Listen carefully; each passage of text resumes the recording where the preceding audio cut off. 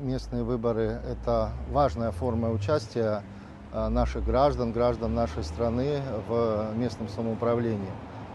Выборы сами по себе, на мой взгляд, нам дают возможность выбирать тех представителей, чьи программы, инициативы более близки и соответствуют ожиданиям, интересам нашего общества. Настроение замечательное, великолепное. Начинается все, как говорится, с раннего утра, хорошая погода. Все способствует для того, чтобы принять важные решения для развития нашего государства. Именно обратная связь между населением и властью, в данном случае местной властью, да, вот, на основе выбора наших избирателей. Вот это, на мой взгляд, будет способствовать укреплению нашей государственности, развитию районов республики, города Сухум.